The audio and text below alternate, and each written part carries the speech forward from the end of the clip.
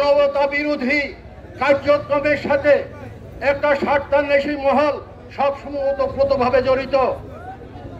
আমি ব্যক্তি জীবনে কমিউনিস্ট পার্টির রাজনীতি করতাম, এখন সক্রিয়ভাবে করি না, যদিও সমর্থন করি।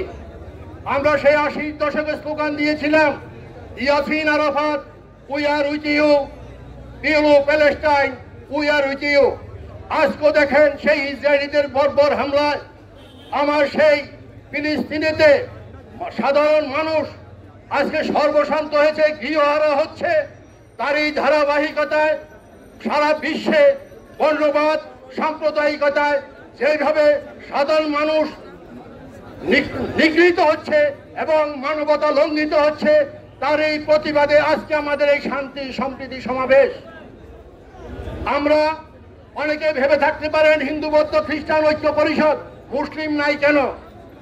আমাদের সুনির্দিষ্ট দাবির প্রেক্ষিতে 1988 সনে হিন্দু বৌদ্ধ খ্রিস্টান ঐক্য পরিষদে আত্মপ্রকাশ ঘটে। আমরা স্বাধীন সার্বভৌম গণতান্ত্রিক দেশে আমরা এই দেশের প্রত্যেকটা নাগরিক রাষ্ট্রের সকল সুবিধা সমানভাবে উপভোগ করতে চাই, সমানভাবে পেতে চাই।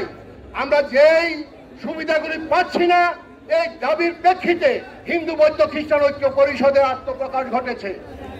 আমরা এখানে উপস্থিত বিভিন্ন রাজনৈতিক দলের নেতৃবৃন্দ আছেন।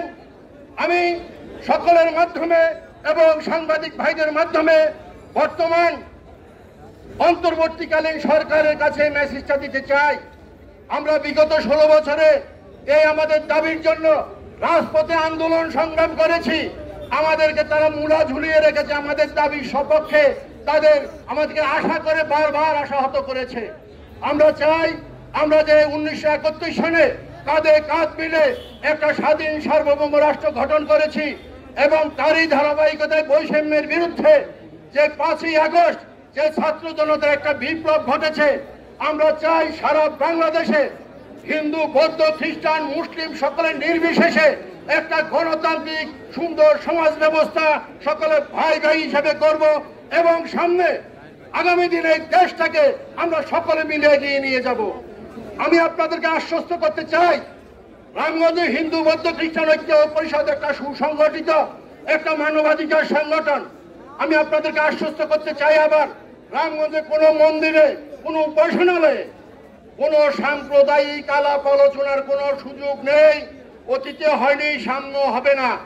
আমরা এই স্বাধীন সার্বভৌম দেশকে রক্ষা করার জন্য আপনাদের সাথে সকলে মিলে আমরা